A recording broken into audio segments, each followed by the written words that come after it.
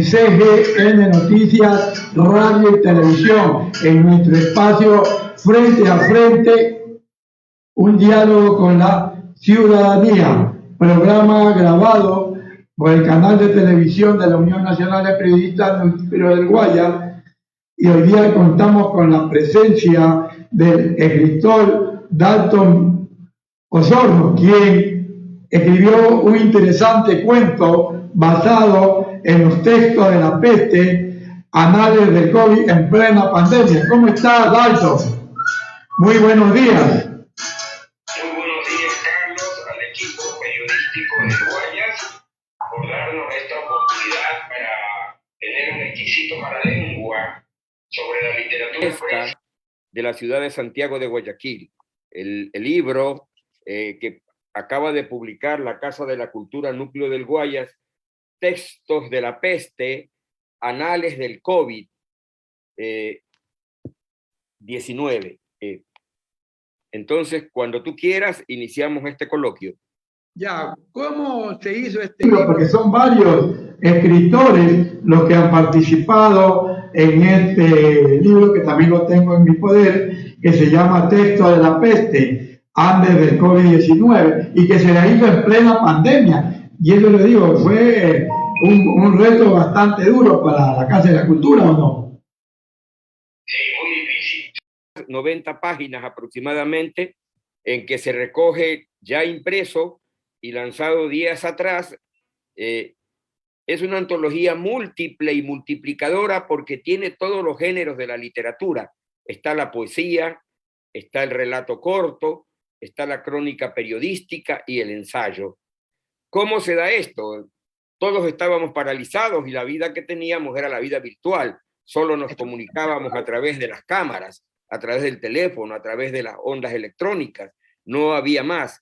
Entonces, la directiva de la Casa de la Cultura, que preside el arquitecto y pintor Fernando Naranjo, convocan a un concurso abierto en estos 4 géneros, en todos los géneros de la literatura, para tratar el tema de la peste en Guayaquil.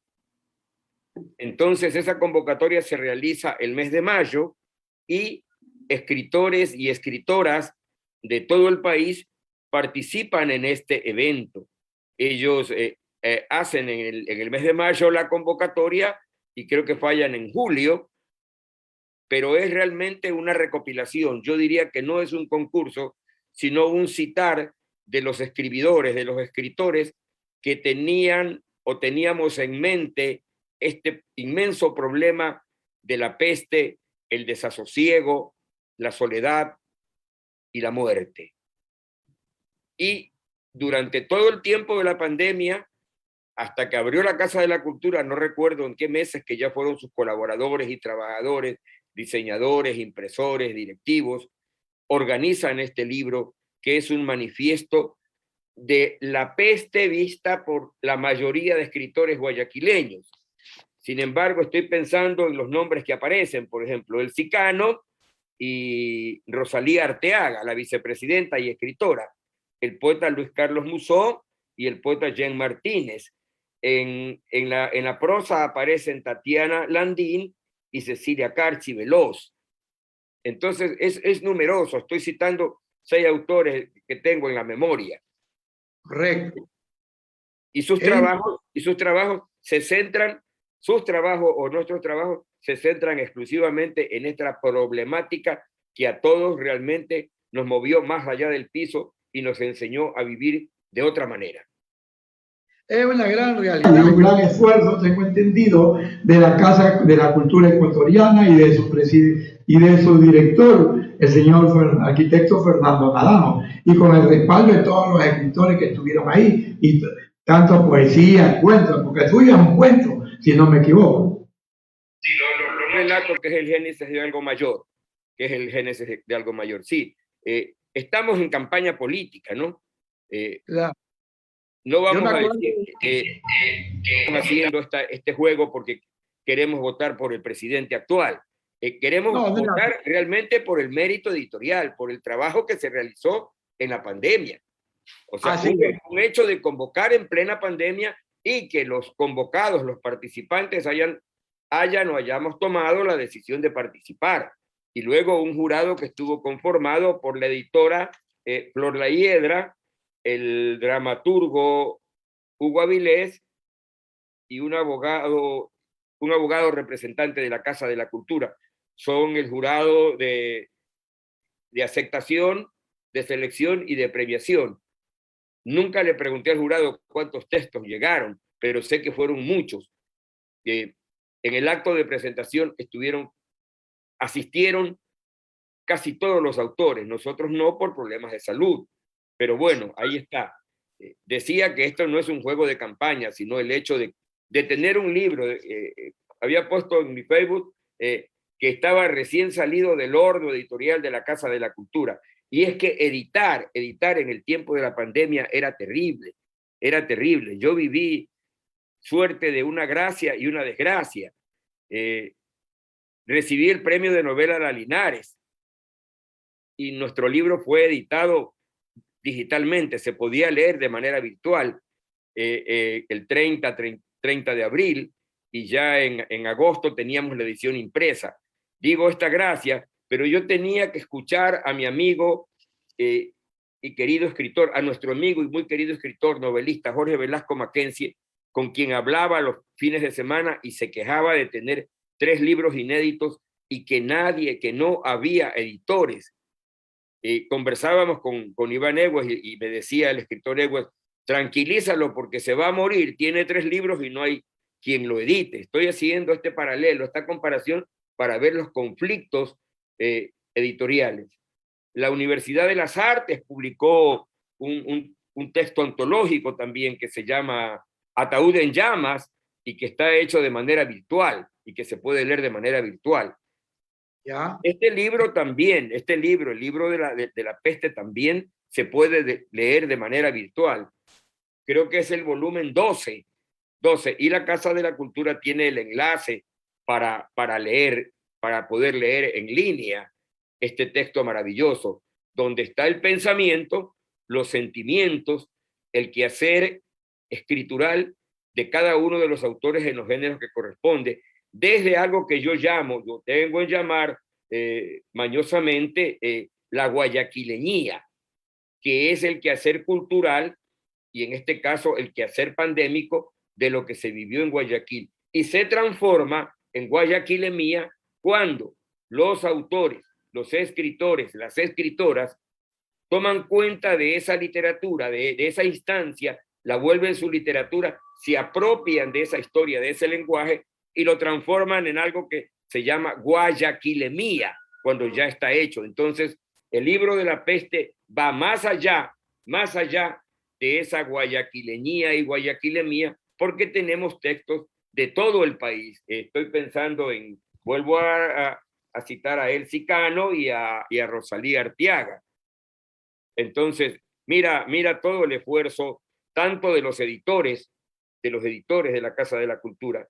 No nos olvidemos que las entidades del Estado tienen muy pocos recursos y trabajar en esto, en lo humano tras bastidores, tras la pantalla, las conexiones. Mira, yo mandé mi texto porque decía con nombres completos. Normalmente firmo literariamente Dalton Osorno. Ese ha sido mi nombre literario. Y en la edición salen mis 2 nombres y mis 2 apellidos, Néstor Dalton Osorno Gutiérrez. Pero bueno, eso es lo que yo te cuento. Sigamos, querido Carlos, en este jalalengua que nos emociona a los guayaquileños y a los ecuatorianos, porque esta también es otra manera de demostrar que estamos vivos en esta etapa de nuestra existencia llena de desasosiego, tristeza, penurias y muerte. ¿Cuántos seres queridos se nos han ido? Amigos, familiares, conocidos, entrañables. De Dalton, ¿y por qué pusiste a tu escrito Violeta?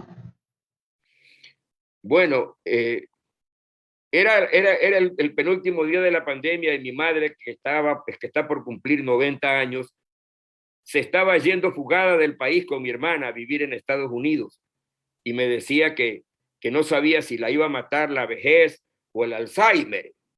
la vejez o el Alzheimer, o esta maldita peste que se estaba comiendo al mundo y que se fugaba a Estados Unidos porque ella creía que los médicos gringos podían salvarla, y que tenía miedo, y que diga cuando escriba sobre ella en esta situación: no la pude dejar en el aeropuerto, no me permitieron pasar al aeropuerto, ya estaba limitado, solo los viajantes, y me dijo: mira qué tragedia estoy viviendo. Entonces,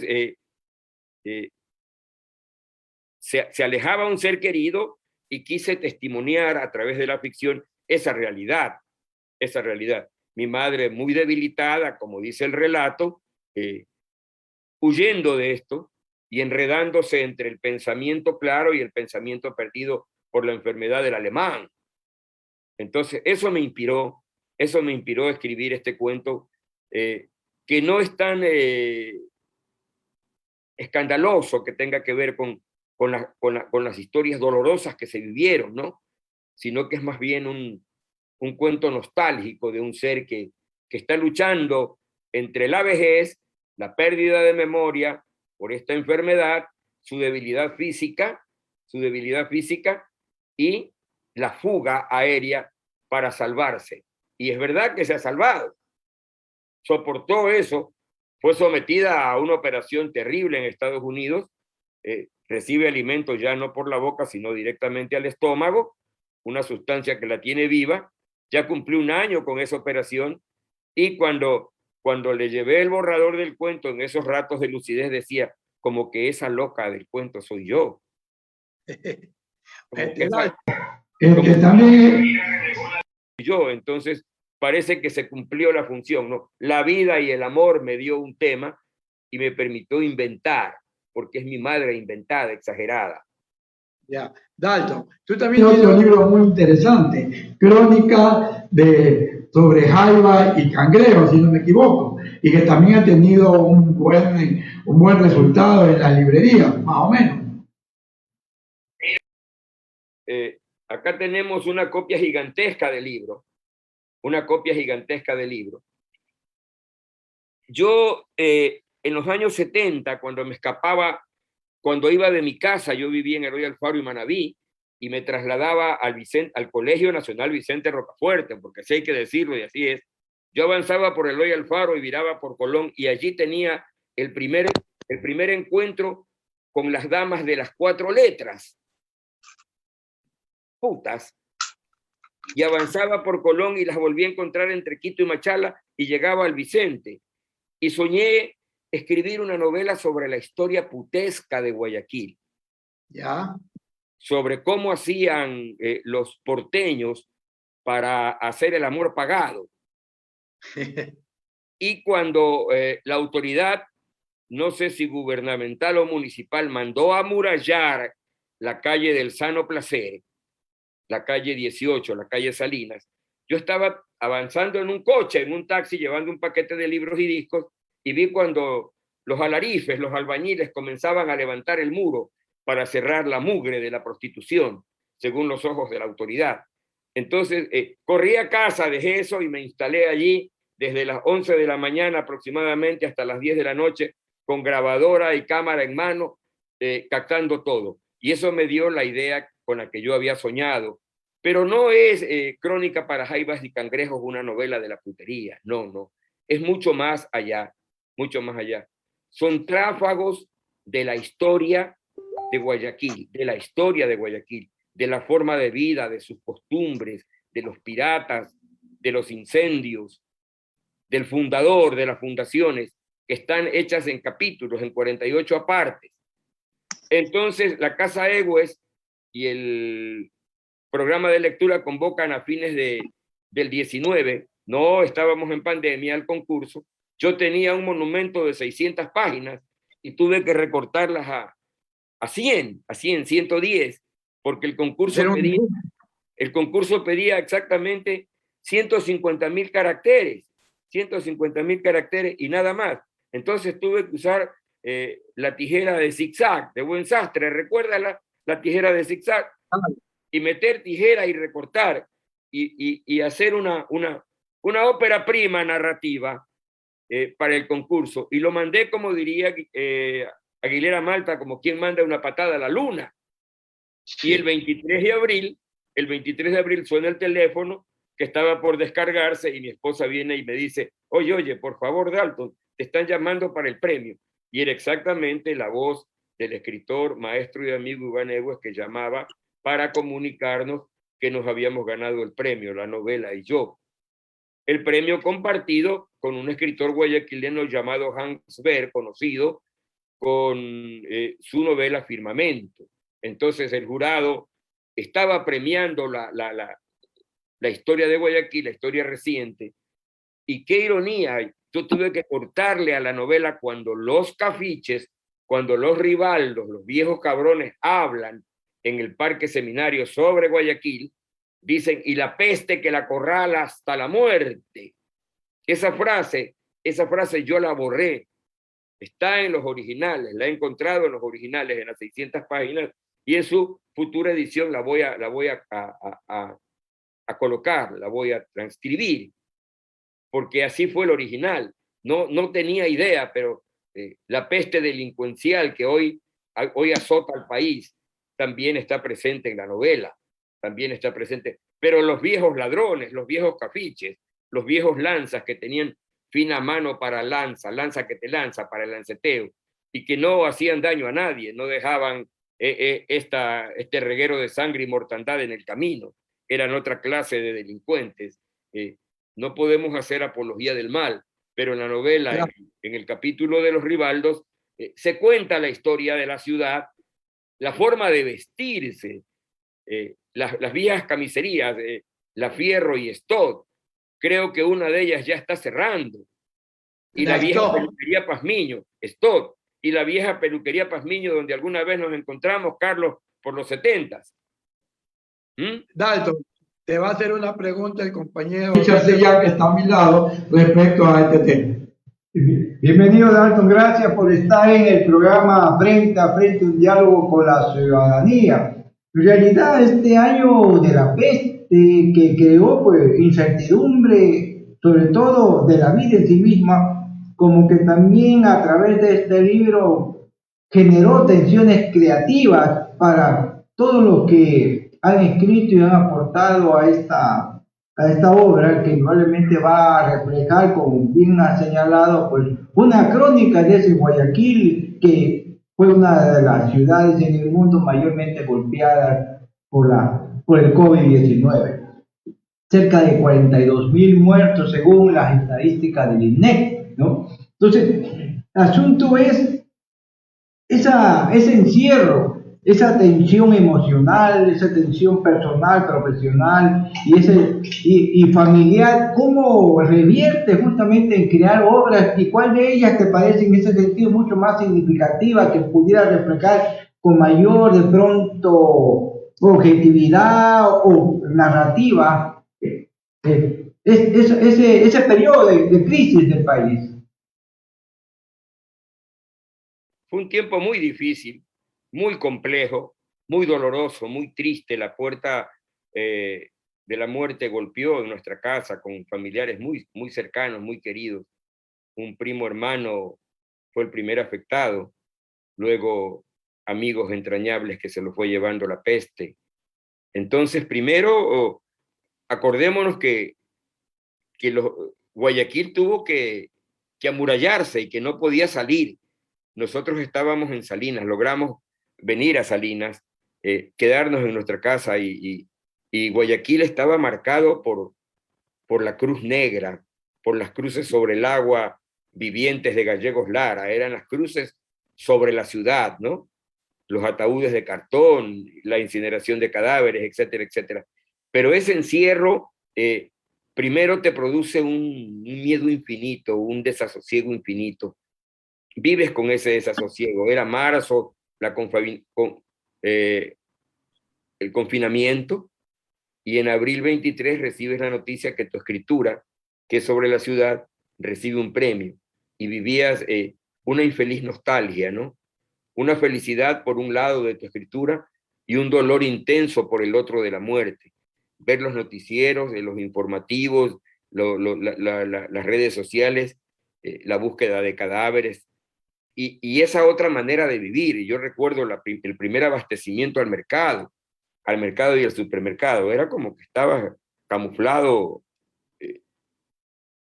contra todo, ¿no? Y llevar tu miedo, y luego ver cómo vas adaptando tu vida. Solo me confiné a leer y a escribir, y a vivir la fama fulera, entre comillas, fama fulera, decía nuestro amigo Jorge Velasco Mackenzie cuando publicabas un libro. Entonces, vivir la fama fulera doblada, porque el libro estaba hecho digitalmente y la gente me preguntaba cómo se leía. No, muchos nunca en su vida habían leído un libro digital. Tengo el caso de un amigo de 80 años que me sorprendió. Me llamó, le expliqué, y a las 18 horas me llamó, terminado, satisfecho, me gustó, por tales y tales razones. Pero tú recibías esa noticia de un lado y el corazón se te achicaba frente al desasosiego, al miedo que vivías, al no saber cómo comportarte. Era la angustia del gorro, el traje espacial, la mascarilla, que es un poco lo que se recoge en el cuento, que la vieja dice, que no tiene que enseñarle a los hijos que antes se convivía así, con miedo, con temor, con mascarilla, con tapabocas, con escafandra, con guantes. Eso vivíamos nosotros, totalmente forrados. Imagínate, en el caso de mi ceguera, se me empañaba la visión, y luego los guantes de látex que me causaban una alergia. Y no poder ver a tu gente, no poder ver a tus amigos, y luego ir convirtiendo tu libreta de apuntes en una libreta de tachaduras, porque los seres queridos desaparecían de tu libreta, sus teléfonos.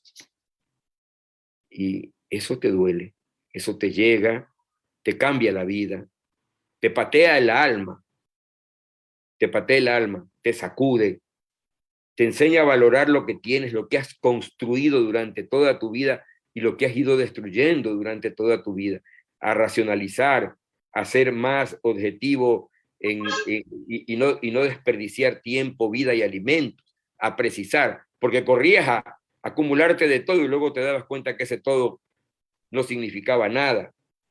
Lo que me decían mis compañeros trabajadores de acá de la albañilería, Dalton, la gente se está muriendo de hambre. La gente no se muere de trabajo, se muere de hambre. Eso me decían trabajadores de Libertad que tienen que ver con la cuestión esta de la construcción. Y era cierto, era muy cierto. Un aspecto que tú has señalado y que me parece también muy crucial, justamente en este periodo que todos vivimos, es esa urgencia y esa disrupción que tuvimos que adaptar, particularmente los escritores, cuando habla de que la adopción de las tecnologías, de las nuevas tecnologías para la innovación, si los escritores saltaron de la máquina de escribir a la computadora, ahora eran las plataformas digitales, los libros digitales, y hubo que en ese periodo pues realmente asomarse a un nuevo mundo, y hoy estamos justamente con mayor, ¿no? Vibraciones en relación a ese nuevo mundo, el mundo de la digitación para todos, ¿no? ¿Cómo impactó también eso en algunos escritores, escritoras que tú conociste, precisamente esos aspectos que son cruciales para la vida en este rato?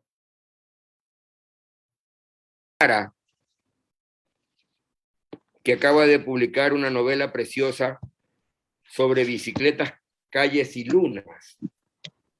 ¿Ah? Acaba de editar La Casa de la Cultura, Miguel Castillo Lara. Vivía ese conflicto de la tecnología. Voy a dar un ejemplo. Él cayó, fue uno de los primeros escritores caídos en la pandemia, cayó en la ciudad de Durán.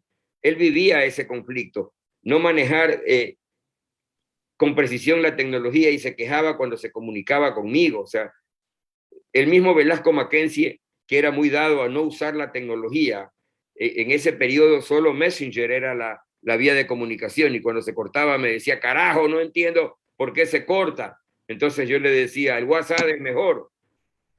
Entonces mira, esas realidades, gente que no quiso, muy brillante, que no quería manejar la tecnología, tuvo que conectarse. 80 años tiene en este momento el doctor el otorrino Correa Sojos, Pancho Correa Sojos, que tú lo conoces, y lo conoces muy bien.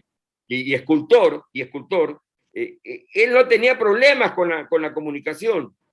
El doctor Rodolfo Pérez Pimentel, el cronista de la ciudad, el mentor de mi libro, que aparece dentro de mi libro, ellos no tenían problemas para comunicarse, siendo muy mayores, y nos encontrábamos vía electrónica. Entonces, ¿cómo gente mayor logró adaptar la vida? ¿Cómo gente intermedia se negó a usar las tecnologías, a gozar de las tecnologías? Nosotros, por el trabajo de investigación, ya teníamos una experiencia. A mí me llamaron compañeras de trabajo del Colegio Nacional Los Vergeles para conversar sobre esta situación de cómo iban a trabajar las clases virtuales. Me llamó una compañera de la Universidad Técnica de Babahoyo para intercambiar cómo se iba a realizar el trabajo docente. Entonces, vi preocupadísimo a mi amigo personalísimo, muy querido y escritor Marcelo Báez, enfrentar el grupo académico de la facultad en la Politécnica, cómo adaptar el mundo tecnológico, la docencia al mundo tecnológico. Entonces la cosa era complicada, por un lado, pero por otro, cuando la conexión funcionaba, las redes sociales fueron un vínculo, un medio informativo fundamental, un medio de conexión extraordinario, y lo siguen siendo. Mira esta posibilidad que estamos viviendo en este momento los tres, Carlos, Richard y Dalton, y la gente que está escuchándonos, la gente que me pidió el enlace para conectarse. Entonces, mira estas cosas. Vivamos esto. Es doloroso el no podernos abrazar. Mira, gente muy brillante que se quedó en el camino. Eliezer Cárdenas, Jorge Velasco. En la novela se murió mucha gente. Por ejemplo, el maestro Elio Armas es personaje de la novela y se quedó en el camino. El historiador Gómez Iturralde se quedó en el camino. Velasco Mackenzie, que aparece allí, Miguel Castillo, que aparecen allí, Sandy Papo, uno de los dos murió también en la pandemia, un montón de gente que están en la novela y que se murieron y que me duele. Yo vine de Estados Unidos hace unos días atrás y pongo el último nombre, Velasco Mackenzie, en la Cruz de los Muertos, y mi esposa me dice, ya basta, ya deja en paz eso. Entonces, mira esa cosa terriblemente dolorosa, pero la ventaja que nos permite estar cara a cara y dejar nuestros pensamientos y nuestros sentimientos, carajo, de la manera más dolorosa y en muchos casos infeliz. Dalton, te dejo con las palabras finales, agradeciendo tu participación en nuestro espacio Frente a Frente, y que no sea la primera y última vez que estés aquí. Agradecer a los periodistas del Guayas, a nuestra vieja amistad Carlos de la Casa de la Cultura del Montreal, a tu trabajo de tesis brillante sobre los medios de comunicación.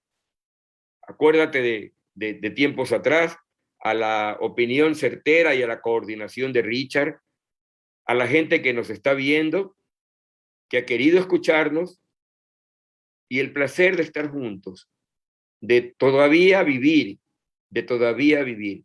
Muchos de los nuestros cayeron, familiares, amigos, escritores, hacedores de la cultura, pero solo nos queda la literatura, solo nos quedan las palabras. Esto es exactamente los textos de la peste, los anales del COVID, visto por distintas voces. Hay que ir a la Casa de la Cultura al que quiere el libro físico y pedirlo, o hay que conectarse electrónicamente. Y los libros maravillosos que ha publicado la Casa, el de Miguel Castillo, que ya señalamos, el del maestro Elías Muñoz Vicuña, que es un libro sobre el Ecuador clásico,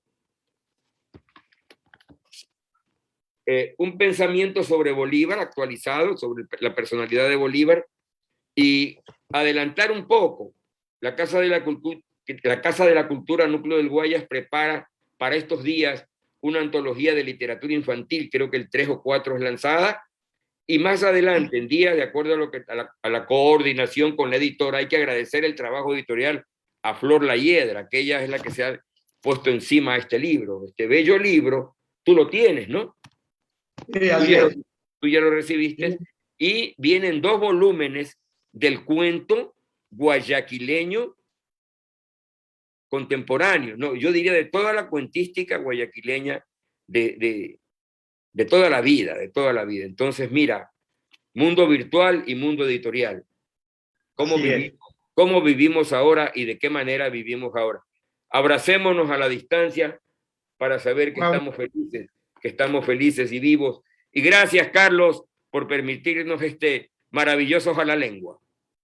Igualmente. Hasta una próxima oportunidad. Hasta la próxima, Dalton. Vale. Ya volvemos en nuestro programa Frente a Frente, un diálogo con la ciudadanía.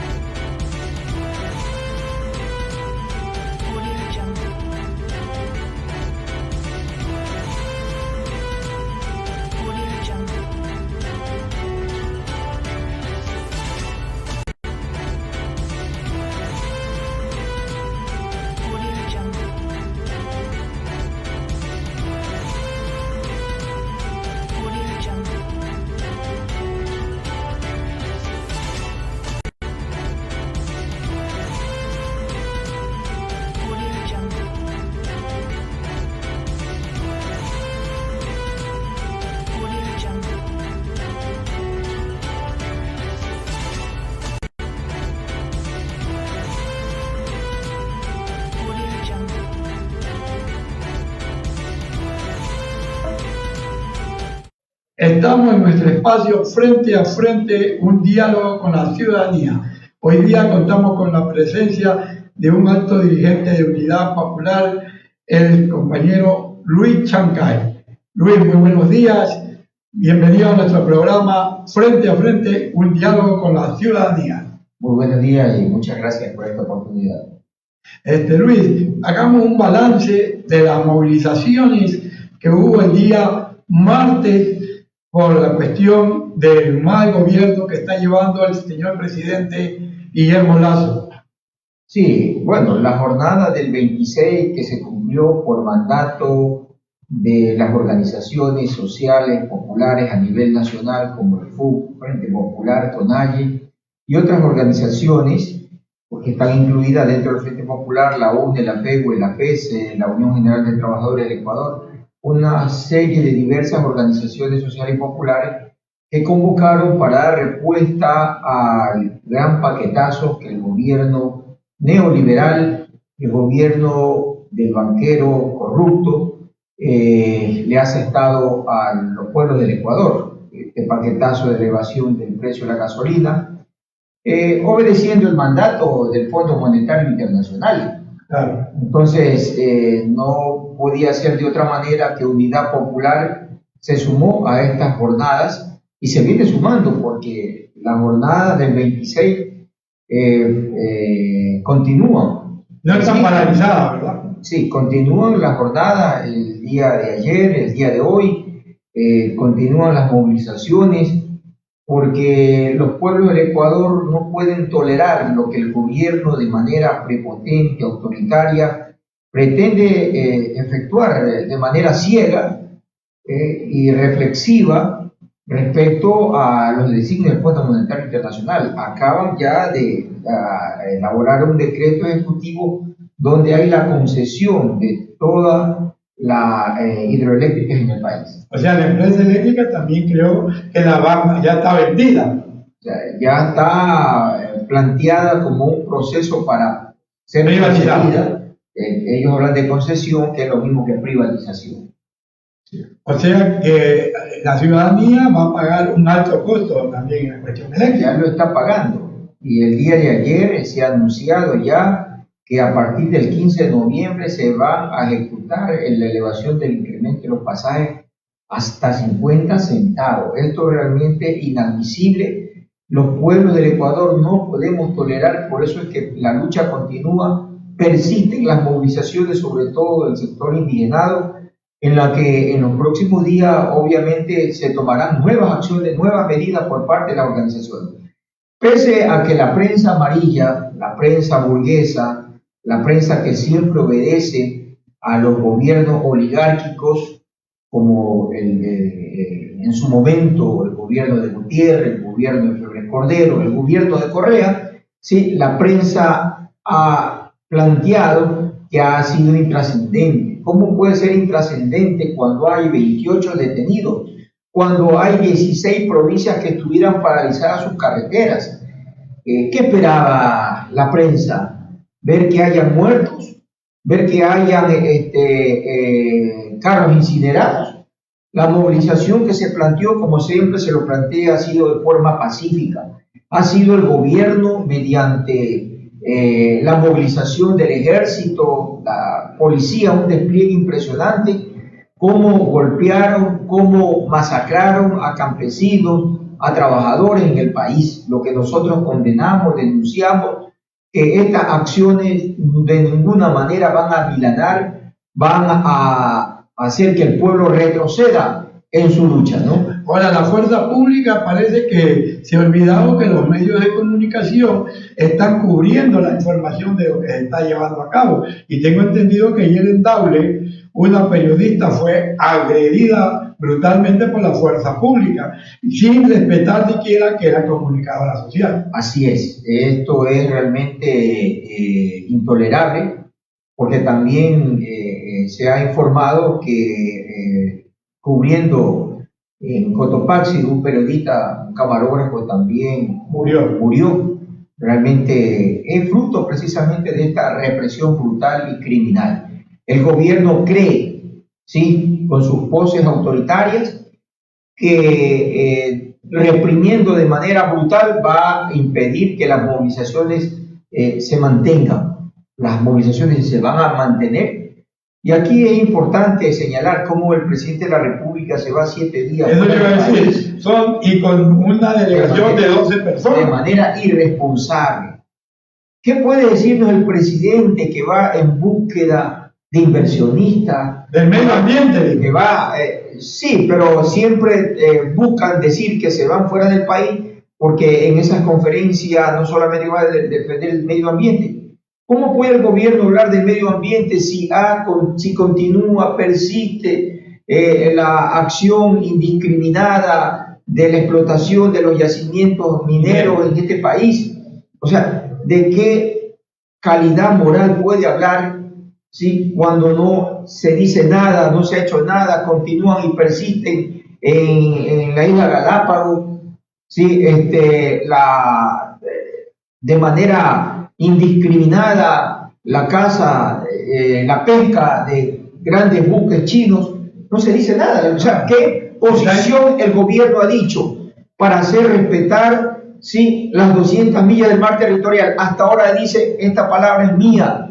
Hasta ahora habla de la soberanía. Lo que hay es una entrega descarada a los designios del Fondo Monetario Internacional de seguir concediendo explotación minera, de seguir con la pesca de manera indiscriminada por parte de los buques chinos. Entonces, De tal manera, ¿de qué calidad moral puede hablar el presidente que va a una cumbre para defender el medio ambiente? ¿De qué calidad moral puede hablarnos el señor Guillermo Lasso, que dice que va o que trabaja para la inversión extranjera? Oiga, un inversionista le va a decir, ¿por qué sus capitales se encuentran fuera del país? Usted, en lugar de motivar, o sea, ¿por qué? ¿Cuáles son las acciones o cuáles son las justificaciones que usted tiene plata en el exterior, ¿sí? Y no invierte en su país? Así es decir, que no existen reglas, no existen normas, que no existen garantías legales. ¿Por qué usted nos dice inviertan en mi país cuando sus capitales se encuentran fuera? Entonces, realmente el presidente de la República hasta ahora no tiene calidad moral, ¿sí? Ni a nivel internacional ni en el país, porque le ha mentido a los jóvenes. Dijeron que se iba a eliminar la CNCI. Y no se ha eliminado. Le ha mentido a los trabajadores que decían que iba a haber incrementos salariales. No hay. No hay.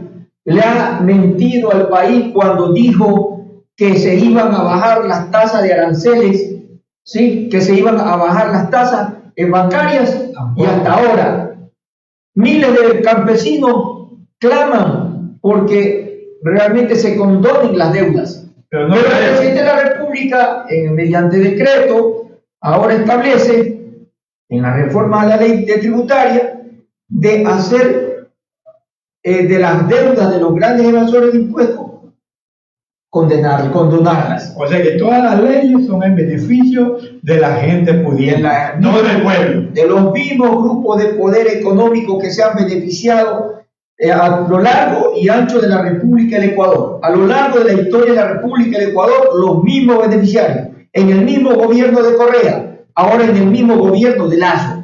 Por lo tanto, Nebot, Lasso y Correa, en esencia, representan lo mismo. Lo que hay en estos momentos una pelea aparente de disputa es por el poder, porque Nebot, Correa quieren tener el poder para su beneficio y hoy Lasso, esas contradicciones son simplemente de manera coyuntural. Nada más. ¿Sí? Por eso entonces que los pueblos del Ecuador debemos continuar, persistir en la necesidad de la unidad, de la lucha, del combate, para abrir pasos, para abrir espacio hacia un nuevo cambio, hacia una transformación profunda. Y nosotros decimos, hay formas de salir de la crisis. La crisis, mire usted, según un estudio de la CIESPAL, ¿sí? En el Ecuador, más de 2.000 empresarios evaden sus impuestos que representan más allá de 7.000 millones de dólares.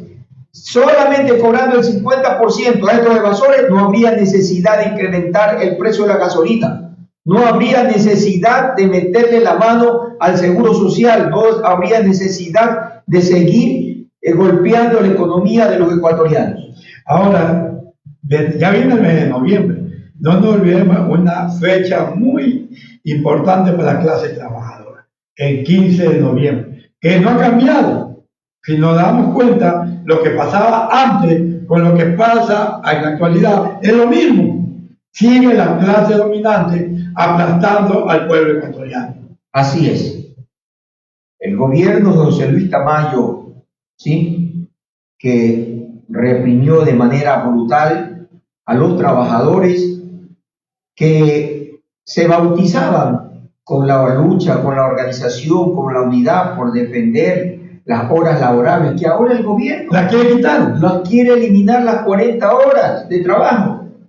Quiere en estos momentos el gobierno, mediante su proyecto, ¿sí?, de código del trabajo, de reformas laborales, afectar las conquistas y derechos que los trabajadores el 15 de noviembre de 1922 levantaban. ¿Sí? El derecho a un salario digno. Como usted dice, la historia no ha cambiado. La lucha de clases se mantiene. La lucha de los trabajadores por mejores condiciones. La lucha de los pueblos del Ecuador por la toma del poder continúa más que nunca vigente.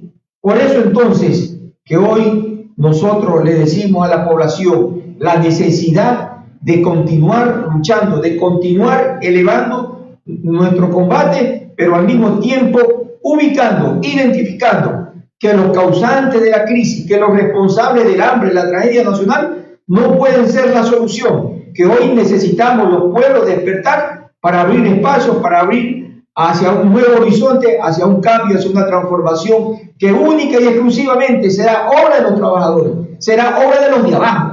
Los de arriba jamás van a mirar, jamás van a desarrollar un cambio, una transformación en beneficio de la inmensa mayoría ecuatoriana. Ahora, ¿ustedes tienen algo fijado para reconmemorar esta fecha fatídica del 15 de noviembre? Indudablemente, nosotros como todos los años haremos foros recordando la fecha del 15 de noviembre, aleccionando a los trabajadores que ese es el camino, que jamás se podrá perder las perspectivas, pero sobre todo para recordar, como todos los años lo hacemos, en esa marcha de las cruces sobre el agua, que muy bien lo recalcó, que muy bien lo describió, que muy bien lo dibujó el gran escritor guayaquileño socialista Joaquín Gallegos Lara, que recordó con su novela Las cruces sobre el agua.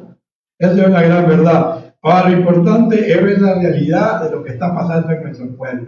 La gente a veces lo ve un poco pasiva, pero ¿será que no se despierta y más se despierta en la parte, la clase trabajadora? Vemos, por ejemplo, en la parte agrícola que hay dirigentes que se han entregado, porque el otro día yo estuve por la gobernación y vi a agricultores haciendo una contramarcha el mismo día martes, imagínense usted. Bueno, toda la vida estos ganapanes, estos parásitos, estos testaferros que se venden al mejor postor, que se venden como damiselas vulgares a los gobiernos, es de toda la vida. Toda la vida ha habido los Richard Intriago, ha habido una serie de individuos que miran desde su estómago, piensan desde su estómago, no piensan en función de realmente las neuronas que tienen en su cerebro, en función de que realmente la lucha, ¿sí? El ser dirigente no es ser vendido y entregado a los gobiernos de turno. El ser dirigente es tener coherencia, principios, valores. Esos principios y valores solamente los puede afirmar y desarrollar las organizaciones de izquierda. Como esta gente no tiene, ¿sí? principios, los blindados en el magisterio, que se venden al mejor postor, esos no tienen principios. Esos son vulgares mercaderes, ¿sí? Parásitos que se venden al mejor postor.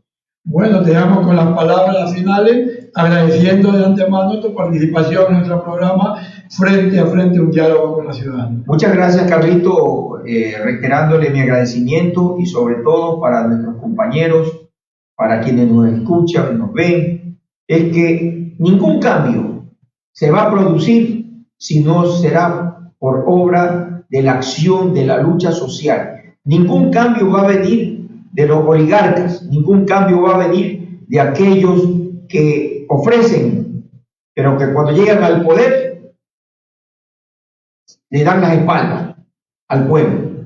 Solo la organización y la lucha de los dirigentes consecuentes llevará a un cambio, a una transformación. Por eso entonces que no, de ninguna manera, no nos vamos a amilanar, no nos vamos a sentir con una situación de desesperación. No, tenemos que tener optimismo porque el cambio y la transformación es vigente y es realmente una lucha que debemos continuar. Fue la intervención del compañero Luis Chancay de Unidad Popular. Mañana estaremos en el mismo horario a las 11:30 de la mañana. Hasta mañana.